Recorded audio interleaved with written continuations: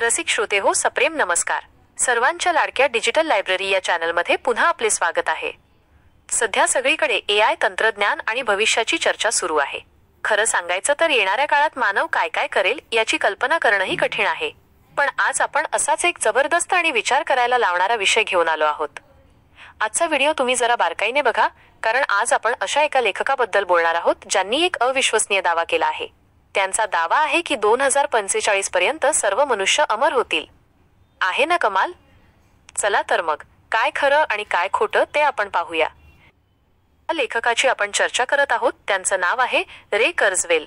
हे एक प्रख्यात संशोधक, आविष्कारक आणि भविष्यवादी आहेत. त्यांनी द सिंग्युलॅरिटी इज नियर नावाचं एक खूप गाजलेलं पुस्तक लिहिलं आहे. या पुस्तकात त्यांनी भविष्याबद्दल काही महत्त्वाच्या आणि धक्कादायक गोष्टी सांगितल्या आहेत.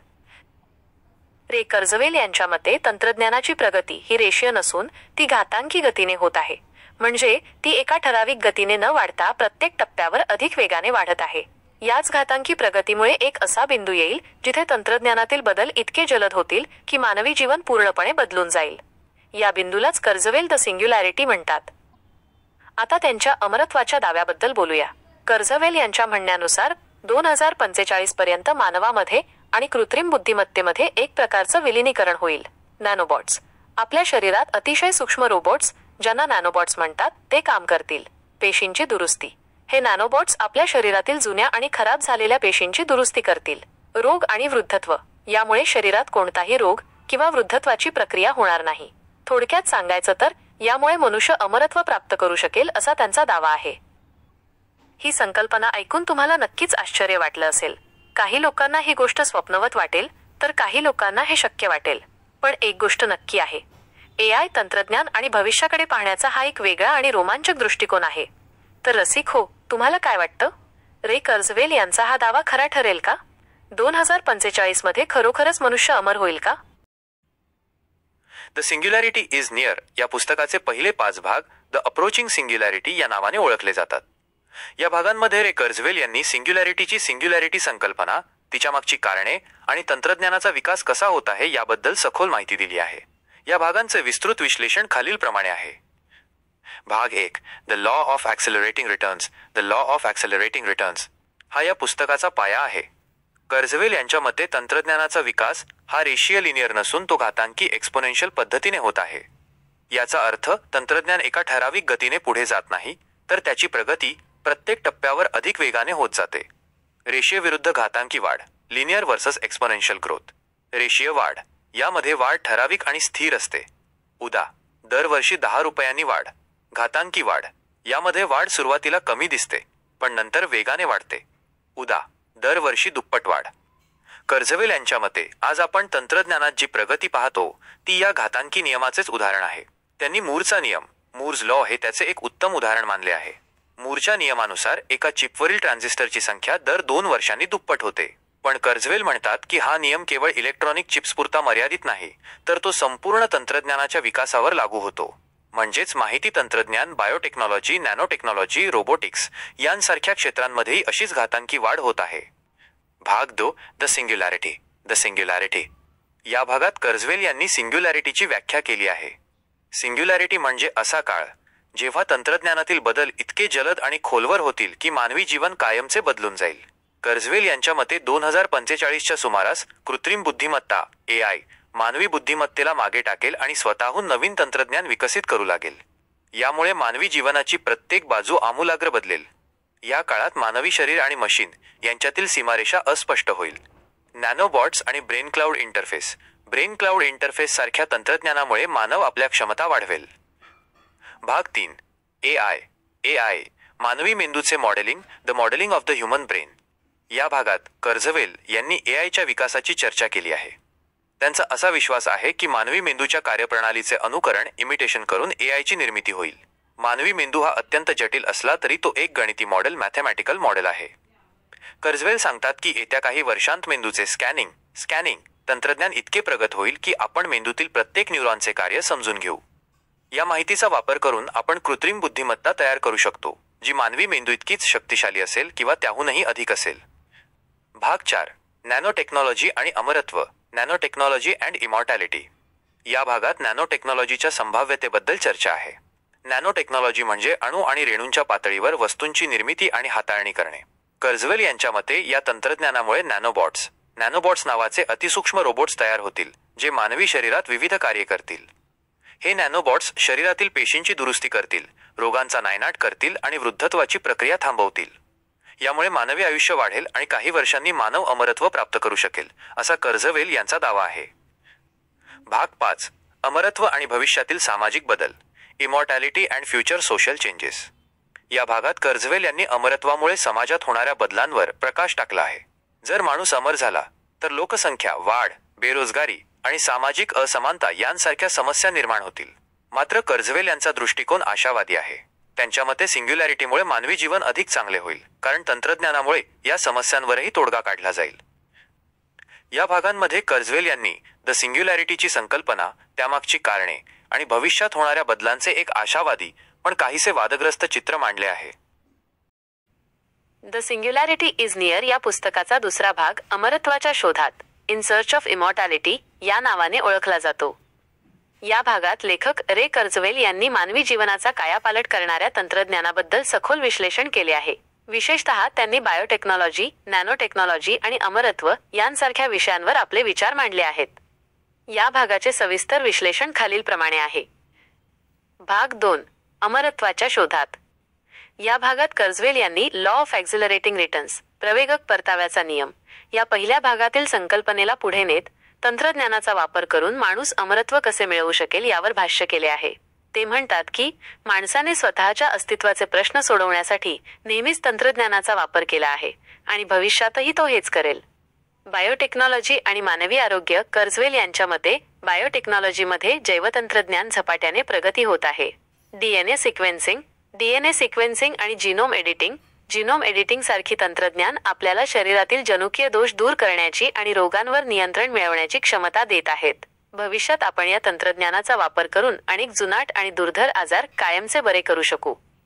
नॅनो टेक्नॉलॉजी आणि शरीराची दुरुस्ती. या भागातील सर्वात महत्त्वाचा मुद्दा म्हणजे नॅनो टेक्नॉलॉजी, अतिसूक्ष्म तंत्रज्ञान आणि तिचा अमरत्वाशी असलेला संबंध. कर्झवेल यांच्या मते भविष्यात अतिसूक्ष्म रोबोट्स तयार होतील, ज्यांना नॅनोबॉट्स म्हटले जाईल. हे नॅनोबॉट्स आपल्या शरीरातील रक्तप्रवाहात सोडले जातील. पेशींची दुरुस्ती. हे नॅनोबॉट्स शरीरातील खराब झालेल्या किंवा मृत पेशी शोधून त्यांना दुरुस्त करतील किंवा त्यांची जागा नवीन पेशींनी घेतील. वृद्धत्वाला आळा. मानवी शरीराचे वृद्धत्व प्रामुख्याने पेशींच्या कमकुवत होण्यामुळे होते. नॅनोबॉट्स या पेशींना वेळोवेळी दुरुस्त करून वृद्धत्वाची प्रक्रिया थांबवतील. रोगप्रतिकार शक्ती. नॅनोबॉट्स शरीरातील परदेशी जीवाणू, विषाणू किंवा कर्करोगाच्या पेशींचा शोध घेऊन त्यांना नष्ट करतील. यामुळे नैसर्गिक रोगप्रतिकार शक्तीला मदत होईल आणि आपण आजारी पडणार नाही. अमरत्व आणि मानवी चेतना. कॉन्शियसनेस. कर्झवेल यांच्या मते अमरत्व म्हणजे फक्त शारीरिक अमरत्व नाही, तर मानवी चेतनेचे आणि बुद्धिमत्तेचे अमरत्व. नॅनोबॉट्सच्या मदतीने आपण आपल्या मेंदूतील सर्व माहिती आणि आठवणी डिजिटल स्वरूपात साठवून ठेवू शकू.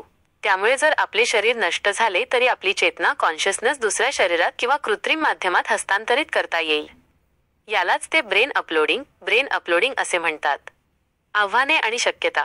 या भागामध्ये कर्झवेल यांनी अमरत्वाच्या या कल्पनेमुळे निर्माण होणारी सामाजिक आणि नैतिक आव्हानेही मांडली आहेत.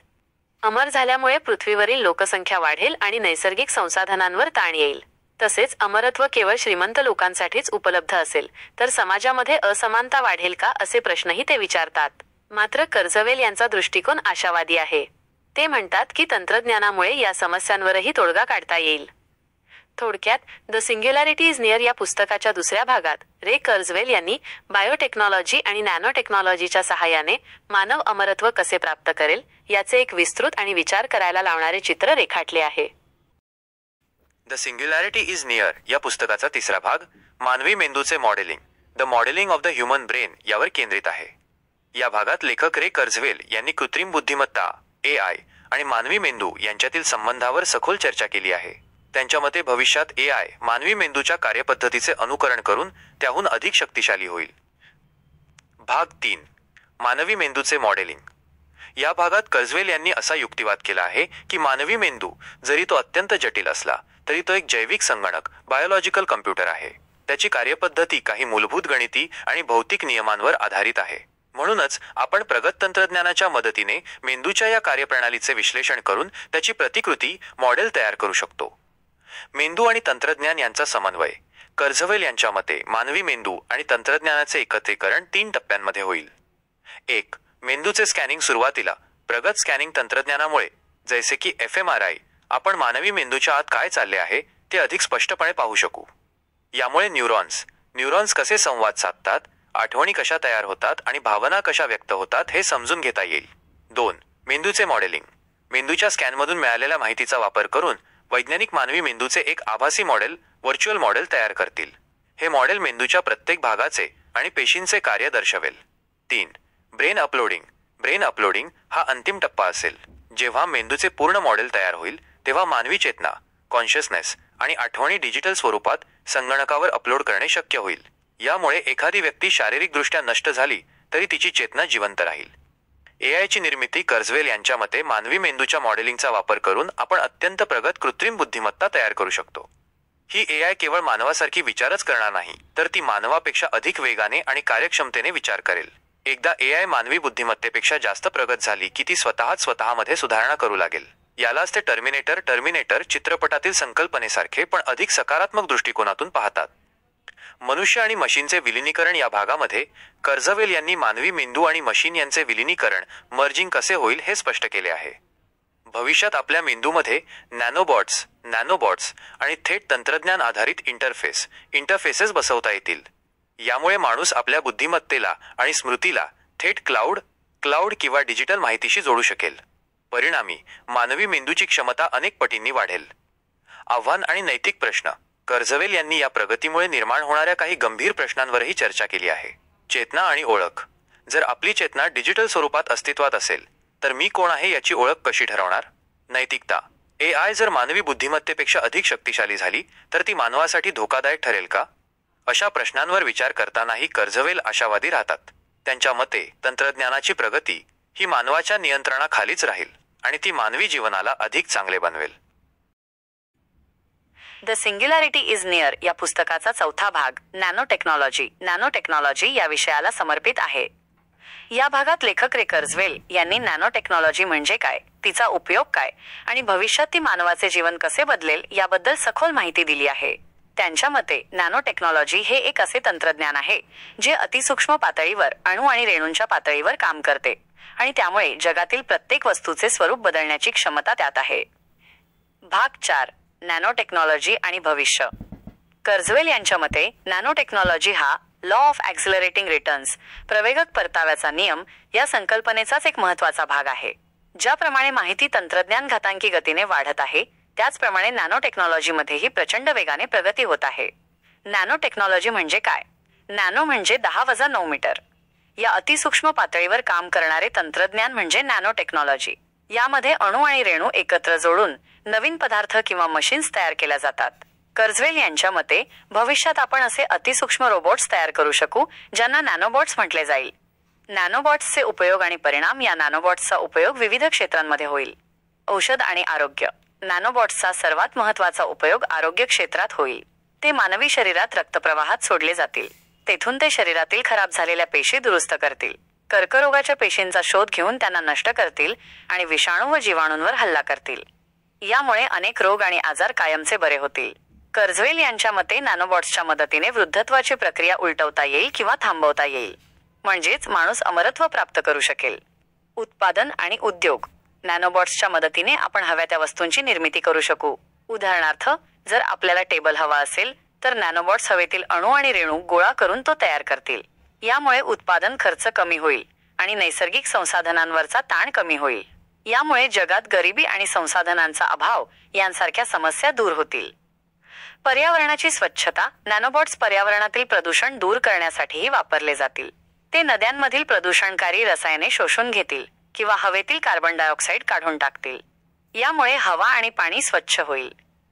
पुढील आव्हाने. नॅनो टेक्नॉलॉजीमुळे अनेक फायदे असले तरी कर्झवेल यांनी काही धोक्यांकडेही लक्ष वेधले आहे. ग्रे गू ही एक काल्पनिक परिस्थिती आहे जिथे नॅनोबॉट्स अनियंत्रित होऊन स्वतःची प्रतिकृती रेप्लिकेट तयार करू लागतील आणि पृथ्वीवरील सर्व सजीव आणि निर्जीव वस्तू खाऊन टाकतील. शस्त्रे आणि युद्ध, नॅनोबॉट्सचा वापर विध्वंसक शस्त्रे तयार करण्यासाठीही केला जाऊ शकतो. यामुळे युद्ध आणि दहशतवादाला एक नवीन आणि धोकादायक स्वरूप मिळेल. या आव्हानांवर मात करण्यासाठी मानवी बुद्धिमत्ता आणि नैतिकतेचा योग्य वापर करणे आवश्यक आहे, असे कर्झवेल सांगतात. एकूणच द सिंग्युलॅरिटी इज नियर या पुस्तकाच्या 4थ्या भागात कर्झवेल यांनी नॅनो टेक्नॉलॉजीच्या प्रचंड क्षमतेबद्दल आणि ती मानवी जीवनाला कसे बदलेल याबद्दलचे एक रोमांचक चित्र मांडले आहे.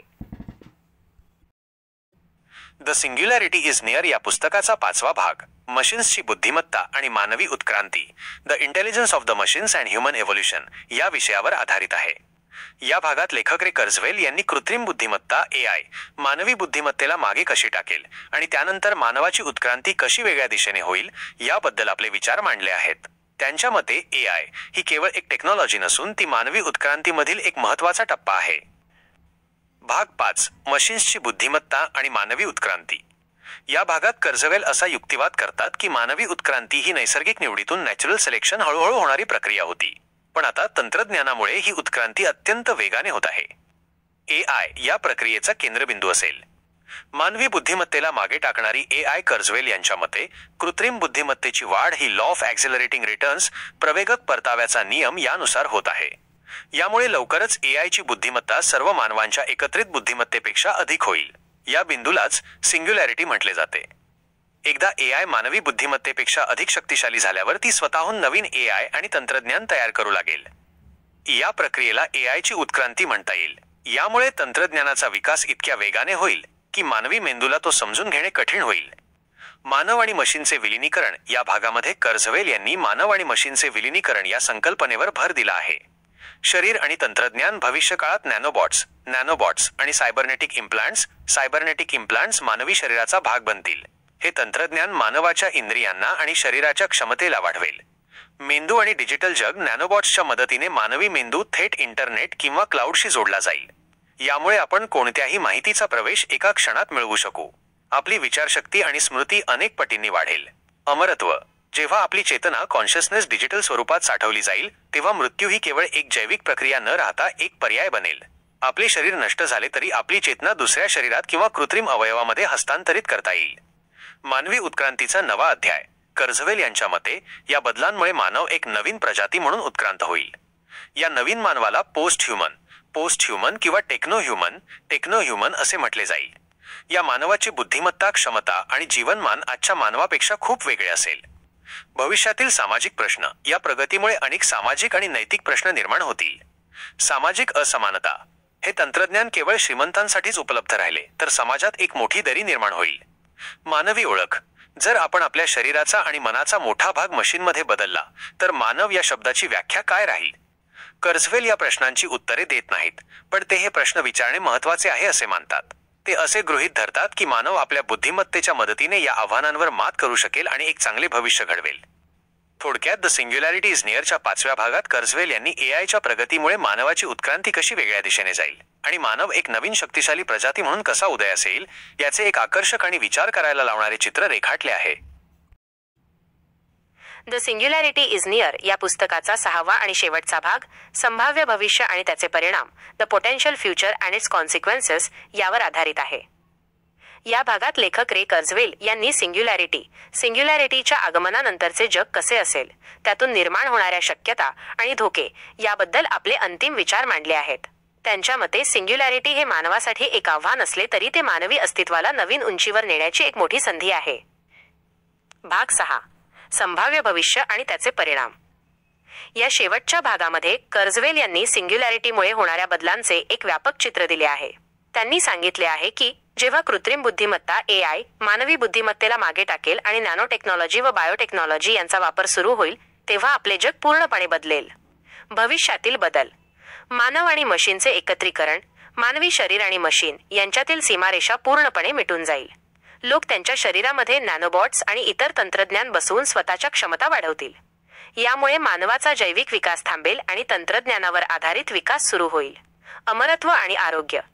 नॅनोबॉट्सच्या मदतीने रोग आणि वृद्धत्व कायमचे संपेल. मृत्यू हा एक नैसर्गिक अंत न राहता एक निवड बनेल. यामुळे मानवी आयुष्य अमर्याद होईल. वस्तूंचे उत्पादन. भविष्यात कोणत्याही वस्तूचे उत्पादन करणे अत्यंत सोपे होईल. नॅनो टेक्नॉलॉजीच्या सहाय्याने हवेतील अणू आणि रेणू वापरून हवी ती वस्तू तयार करता येईल. यामुळे गरिबी, भूक आणि संसाधनांचा अभाव यांसारख्या समस्या दूर होतील. पर्यावरणाचे रक्षण. नॅनोबॉट्सचा उपयोग पर्यावरणातील प्रदूषण दूर करण्यासाठी होईल. नद्या आणि समुद्र स्वच्छ होतील आणि हवा शुद्ध होईल. पुस्तकातील धोक्यांवर चर्चा. कर्झवेल यांनी या सर्व बदलांमधील संभाव्य धोके आणि आव्हानांवरही गंभीर चर्चा केली आहे. ग्रेगू अनियंत्रित नॅनोबॉट्स स्वतःची प्रतिकृती तयार करून पृथ्वीवरील सर्व सजीव आणि निर्जीव वस्तू नष्ट करू शकतात. तंत्रज्ञानाचा दुरुपयोग. प्रगत नॅनो टेक्नॉलॉजी आणि एआयचा वापर विध्वंसक शस्त्रे आणि युद्धामध्ये केला जाऊ शकतो. यामुळे संपूर्ण जगाला धोका निर्माण होऊ शकतो. सामाजिक असमानता. जर अमरत्व आणि प्रगत तंत्रज्ञान फक्त श्रीमंतांसाठी उपलब्ध असेल तर समाजामध्ये एक मोठी दरी निर्माण होईल, ज्यामुळे दोन भिन्न प्रजाती तयार होऊ शकतात. कर्झवेल यांचा आशावादी दृष्टिकोन. या सर्व धोक्यांची जाणीव असूनही कर्झवेल यांचा दृष्टिकोन आशावादी आहे. ते म्हणतात की मानवाने आजपर्यंत प्रत्येक तंत्रज्ञानाचा वापर सकारात्मक आणि नकारात्मक दोन्ही पद्धतीने केला आहे, पण तंत्रज्ञानाचा उपयोग नेहमीच मानवाच्या भल्यासाठी जास्त झाला आहे. ते मानवी बुद्धिमत्तेवर विश्वास ठेवतात आणि असे मानतात की आपण या आव्हानांवर नियंत्रण मिळवू शकतो. निष्कर्ष. या पुस्तकाच्या शेवटच्या भागात कर्झवेल यांनी मानवी जीवनाच्या अंतिम उत्क्रांतीचा एक रोडमॅप सादर केला आहे. ते सांगतात की सिंग्युलॅरिटी हे फक्त एका पुस्तकातील काल्पनिक कथा नसून ते एक वैज्ञानिक सत्य आहे जे आपल्या समोर येत आहे. हे पुस्तक आपल्याला भविष्यासाठी तयार राहण्यास आणि तंत्रज्ञानाच्या प्रगतीकडे नव्या दृष्टिकोनातून पाहण्यास शिकवते. रसिक हो. द सिंग्युलॅरिटी इज नियर हे पुस्तक विज्ञान, तंत्रज्ञान आणि मानवी भविष्याबद्दल एक अतिशय महत्त्वाचा आणि विचार करायला लावणारा दृष्टिकोन सादर करते. या पुस्तकाने माझ्यामध्ये अनेक नवीन कल्पनांना जन्म दिला आहे. रे कर्झवेल यांनी मांडलेली सिंग्युलॅरिटीची संकल्पना, घातांकी गतीने होणारी तंत्रज्ञानाची प्रगती, अमरत्वाची शक्यता आणि मानवाचे मशीनसोबतचे विलिनीकरण हे सर्व विचार अत्यंत रोमांचक आहेत. हे पुस्तक केवळ भविष्याचा अंदाज नाही, तर मानवी जीवनाच्या पुढील टप्प्याचा एक वैज्ञानिक आणि तात्विक नकाशा आहे. हे वाचताना माणूस भविष्यातील आव्हाने आणि संधींचा विचार करायला लागतो. तुम्हाला हे पुस्तक कसे वाटले हे आम्हाला नक्की कमेंट्स करून कळवा. आमच्या चॅनलला लाईक आणि सबस्क्राईब करायला विसरू नका. धन्यवाद.